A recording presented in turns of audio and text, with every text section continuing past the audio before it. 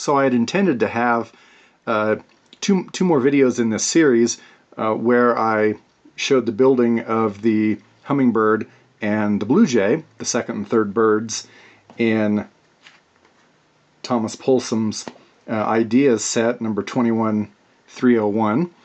Unfortunately, I had a computer problem, and I thought I had transferred all the video I shot on one particular day onto my computer from the SD card that goes in the video camera here. Unfortunately, it didn't, and I didn't realize that, and I had to erase the SD card because I needed more space for more video, and so I lost the video. So here's the assembled set. So I did show the robin, but here is the blue jay and the hummingbird. Now, of course, these are obviously not to scale. This hummingbird is way too big compared to the other two. But there's all three of them. It was a lot of fun putting these together.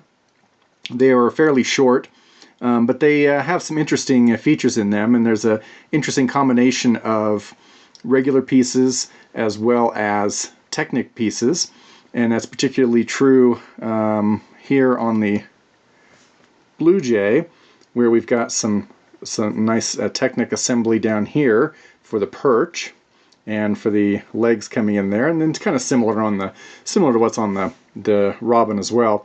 And then we've got these articulated wings that are hooked in with ball joints there. What I think is kind of a couple things that are neat about the blue jay. First of all, I like the coloring. I think he did a really good job there on the coloring, given the limitations in just how many shades of blue you're going to have.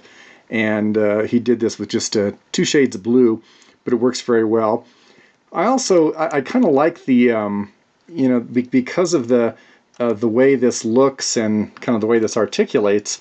It almost has kind of a mecha, it's like mecha blue jay kind of feel to it, which actually I think is kind of interesting. So I think visually, I think I like the blue jay the best in the set. Now the hummingbird, well, the main thing here is the flower. Of course, this is a very, very clever design here for the flower. The base for that is kind of one of these odd pieces, and but then it uses a combination of plates and tiles here to come up with a fairly realistic flower. And the hummingbird also has a little bit of a mecha feel to it as well. Interesting here for its proboscis here. The only thing I didn't like on the hummingbird, I guess I didn't like the back here so much. Not a major complaint or anything.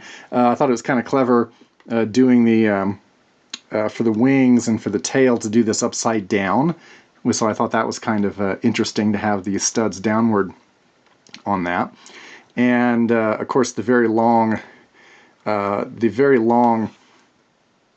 stalk here to hold the bird up.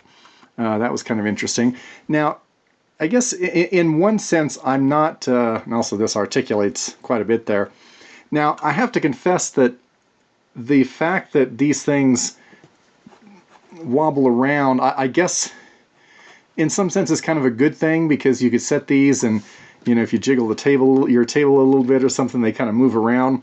So I don't know, I'm kind of have mixed feelings on that, whether I like whether I necessarily like that or would like something more stable. But in any case, this is a really nice set. Again, I'm more of a fan of these kinds of idea sets than I am of the let's say of the brand sets that are focused on some particular brand as opposed to these ideas. I also do want to mention here, I think I mentioned this in the other video, that Thomas also put out a book, Birds from Bricks, and so here's there's a whole set of bird designs that he came up with.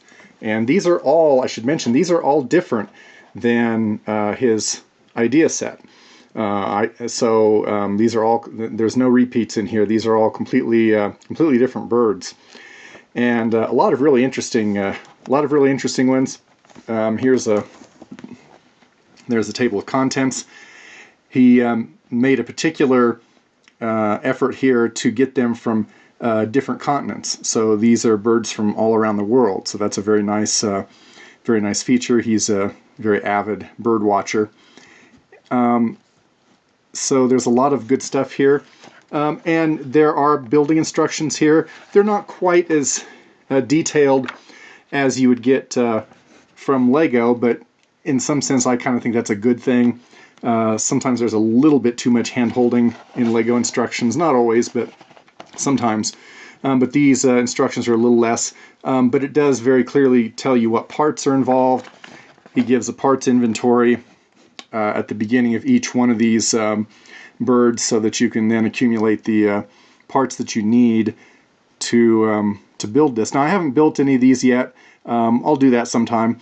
There's a couple that I'm particularly interested in, but it's just a matter of picking up the pieces, which you can get. Well, you could get from Lego, but you can also get from Bricklink.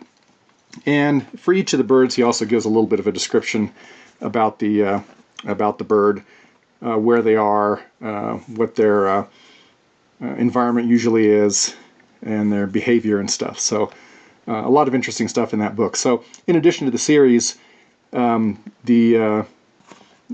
should definitely think about picking up this book. It's not very expensive, and it's nice in color, nice glossy paper, and in the very end here, it actually gives real pictures of the birds that are described for building here. So that's going to finish that up. Unfortunately, I was hoping to have actual building videos for the other two birds. But if I get around to doing any of these birds in Poulsom's book, I do intend to shoot video of that